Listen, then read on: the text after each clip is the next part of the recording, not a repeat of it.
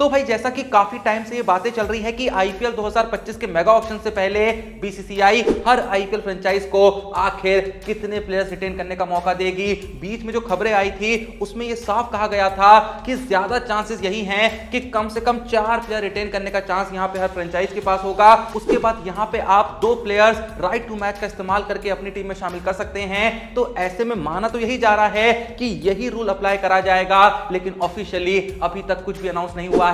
पर कल के दिन एक खबर सामने आती है जहां पता चलता है कि बीसीसीआई इस मंथ के एंड तक आईपीएल रिटेंशन रूल्स को क्लियर कर देगा, जिसके बाद हमको यह साफ साफ समझ में आ जाएगा कि हर टीम आखिर कितने प्लेयरों को रिटेन कर पाएगी। लेकिन जैसा मैंने कहा ना कि फिलहाल तो यही माना जा रहा है कि फाइनल रूल जो सामने आएगा वो भी यही होगा कि मैक्सिमम कोई भी फ्रेंचाइज 4 ही प्लेयर रिटेन कर सकती है। तो इसके बाद से रिंकू सिंह को लगने लगा था कि मैं तो भैया केकेआर में रिटेन नहीं होने वाला हूं, क्योंकि भाई केकेआर वाले अगर 4 प्लेयर रिटेन करने को जाएंगे ना तो आप सोचेंगे कि यार रिंकू सिंह को आखिर वो क्यों छोड़ेंगे। लेकिन केकेआर के पास ऑलरेडी इतने बड़े बड़े नाम हैं कि मजबूरन उन्हें रिंकू सिंह को छोड़ना पड़ेगा। क्योंकि भाई देखो केकेआर नारायण को रिटेन करेगी, आंद्रे रसल को भी रिटेन करेगी। उसके अलावा उनके जो कैप्टन है श्रेयस अय्यर, उनको भी 100% रिटेन करेगी, क्योंकि भैया आते ही ट्रॉफी जितवा दी है, उनको नहीं रिटेन करेगी तो किसको करेगी। उसके अलावा अगर चौथे नाम के बारे में सोचें तो भाई देखो वेंकटेश अय्यर ने कमाल का कंट्रीब्यूशन दिया है पिछले काफी सालों से, ऊपर की पोजीशन पे खेलने को आते हैं, काफी मैच चेंजिंग पारियां खेल चुके हैं, बैटिंग के साथ साथ बॉलिंग में भी कंट्रीब्यूशन देना जानते हैं। अगर वेंकटेश अय्यर को ये लोग रिटेन करने की ना भी सोचें तो भाई वरुण चक्रवर्ती को ये लोग क्यों छोड़ेंगे, क्योंकि पिछले सीजन में जिस तरीके की कमाल की परफॉर्मेंस भैया वरुण चक्रवर्ती ने दी है, 2 पल के लिए तो पर्पल कैप जीतने वाले थे। तो ऐसे में ये लोग वरुण चक्रवर्ती को छोड़ दें भाई बहुत मुश्किल है, क्योंकि जब ये नारायण को रिटेन कर रहे हैं, रसल को रिटेन कर रहे हैं, श्रेयस अय्यर को रिटेन कर रहे हैं, तो कहीं ना कहीं बैटिंग डिपार्टमेंट इनका ऑलरेडी स्ट्रांग हो रहा है। हाँ ठीक है नारायण और रसल बॉलिंग भी कराते हैं, लेकिन फिर भी एक भी प्योर बॉलर अगर रिटेन नहीं करेंगे तो कैसे चलेगा। इसीलिए मुझे लगता है कि रिंकू से पहले ये वरुण को रिटेन करने को जाएंगे, बाद में रिंकू को राइट टू मैच के तहत अगर ये लोग अपनी टीम में शामिल कर लें तो वो बात की बात है। लेकिन तब तो भाई इन्हें रिंकू सिंह का वो प्राइस देना पड़ेगा जो प्राइस हाईएस्ट भाई बिडिंग में जाएगा रिंकू सिंह के लिए। तो वहां पे चांसेस कम होती हैं कि इतना बड़ा प्लेयर आप वापस से टीम में शामिल कर लो। तो इसलिए रिंकू सिंह ने हाल ही में ये बयान तक दे दिया था कि अगर मुझको केकेआर रिटेन नहीं करती है तो मैं आईपीएल 2025 में किसी और टीम से नहीं बल्कि आरसीबी से खेलना चाहूंगा। तो बस भाई मैं तुमको यही बताना चाह रहा था कि रिंकू सिंह ने ये जो बयान दिया है ये हवा में नहीं दिया है। बहुत लोग कह रहे थे कि आखिर केकेआर रिंकू सिंह को क्यों छोड़ेगी। भाई बकायदा मैंने तुमको नामों के साथ ये साबित कर दिया है कि मजबूरी में केकेआर को रिंकू सिंह को छोड़ना पड़ सकता है। और अगर केकेआर ने रिंकू सिंह को रिटेन नहीं करा तो रिंकू सिंह तो मन बना चुके हैं आरसीबी से खेलने के लिए। आरसीबी भी बिल्कुल चाहेगी कि रिंकू सिंह जैसा प्लेयर मिल जाए, मिल गया तो मजा ही आ जाएगा। तो कहीं ना कहीं हम ये मान के चल सकते हैं कि आईपीएल 2025 में आरसीबी की टीम और स्ट्रांग हो जाएगी, क्योंकि उनके पास आ जाएंगे none other than Lord Rinku Singh के इस बयान के बाद विराट कोहली और रिंकू सिंह के बीच की एक कन्वर्सेशन चारों तरफ सोशल मीडिया पे काफी वायरल भी हो रही है। अगर आपने इन दोनों के बीच की वो कन्वर्सेशन नहीं देखी, जो कि 100% नहीं देखी होगी, क्योंकि भाई हम आपके लिए वो वीडियो लेके आते हैं जो आपको कहीं भी देखने को नहीं मिलती है, तो चिंता मत करिए। अगर आप विराट कोहली और रिंकू सिंह के बीच की वो बातचीत देखना चाहते हैं जहां भाई आईपीएल रिटेंशन को लेकर बातें हो रही हैं, तो भाई टाइम नहीं वेस्ट करने का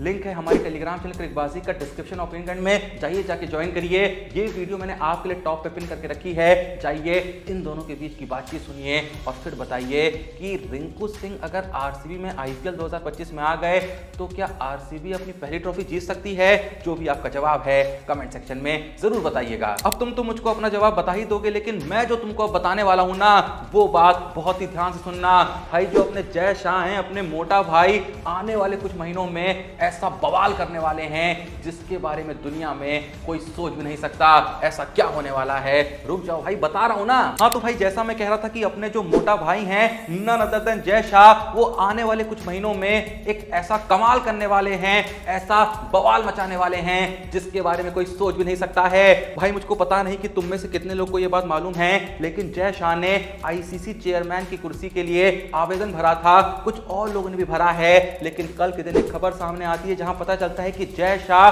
सबसे स्ट्रॉन्ग कंटेंडर हैं नेक्स्ट आईसीसी चेयरमैन बनने के। मैं बता दूं कि आईसीसी के न्यू चेयरमैन का जो टेन्योर है वो 1 दिसंबर से शुरू होने वाला है। तुम बस सोचो भाई, अभी तो जय शाह सिर्फ बीसीसीआई और एसीसी के के साथ जुड़े हुए थे, तब जाके भाई इंडियन क्रिकेट का इतना भयंकर रौला चलता है दुनिया में। एक बार ये बंदा अगर आईसीसी का चेयरमैन बन गया ना, तो भाई इंडियन क्रिकेट का जो भौकाल होगा भाई बस तुम इमेजिन करो कि किस लेवल का होगा।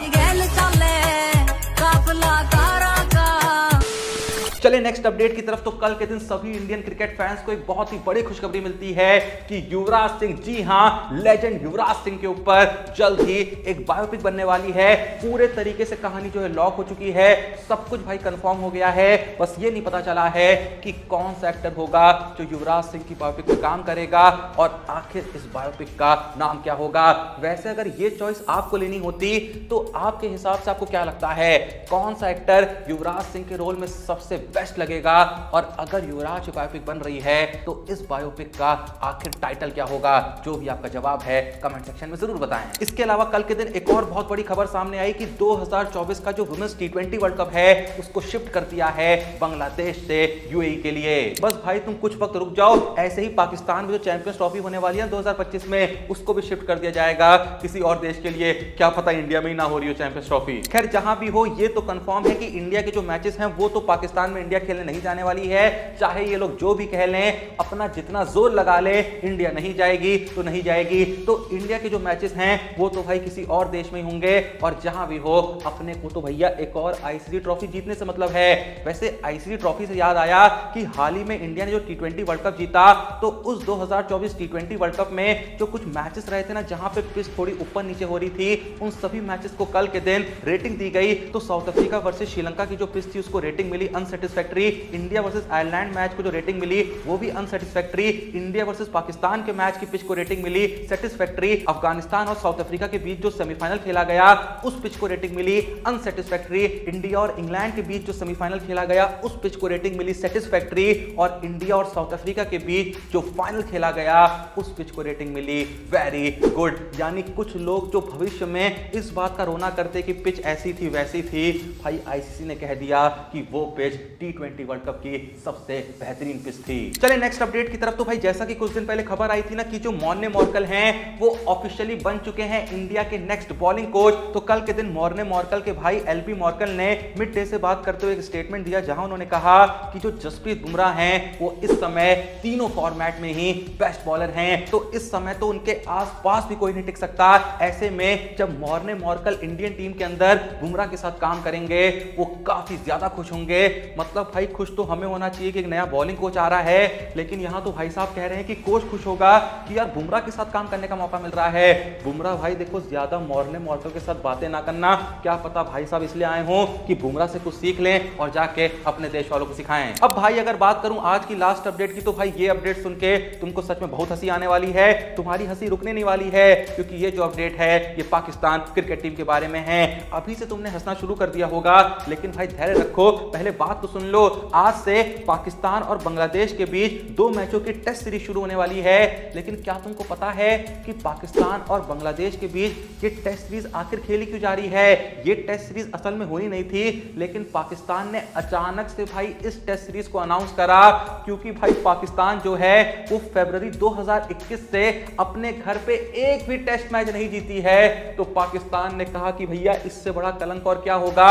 लगभग पिछले 3 साल से अपने घर में, जी हां अपने घर में, बाहर तो छोड़ो, अपने घर में ये लोग एक भी टेस्ट मैच नहीं जीते हैं। इसीलिए इन्होंने बांग्लादेश के साथ टेस्ट सीरीज रखी है घर में, ताकि इस कलंक को मिटा पाएं। एक भाई इंडियन टीम है, अपने घर में तो जीतती है, अपने घर में तो हारती नहीं है, बल्कि किसी और देश में भी जाती है तो वहां भी झंडे गाड़ के आती है। हाँ, हाल ही में श्रीलंका के खिलाफ थोड़ी सी ऊंच नीच हो गई, लेकिन भाई इंडिया अपने घर में तो देखो बिल्कुल ही नहीं हारती है। अगर एक भी मैच अपने घर में हार जाए तो लगता है ये क्या हो गया। और साथ ही साथ बाहर भी जाती है तो मोस्ट ऑफ द केसेस में अच्छा खासा कंपटीशन देके आती है, और कई बार तो सीरीज हरा के ही आती है। लेकिन भाई एक तरफ है हमारे बेटे पाकिस्तान वाले, जो अपने घर में ही 3 साल से टेस्ट मैच नहीं जीते हैं, और इनको बराबरी इंडिया से करनी होती है। इसीलिए मैं बार बार कहता हूं, फिर से कह रहा हूं कि भाई साबुन को झाग से और बेटे को बाप से कंपेयर नहीं करते। वैसे आप लोगों का हमारे निकम्मे बेटों के इस खास रिकॉर्ड के बारे में क्या कहना है, कमेंट सेक्शन में जरूर बताइएगा। और जैसा मैंने कहा कि भाई रिंकू सिंह और विराट कोहली की वो जो कन्वर्सेशन लीक हुई है उसे एक बार जाके जरूर देखिएगा।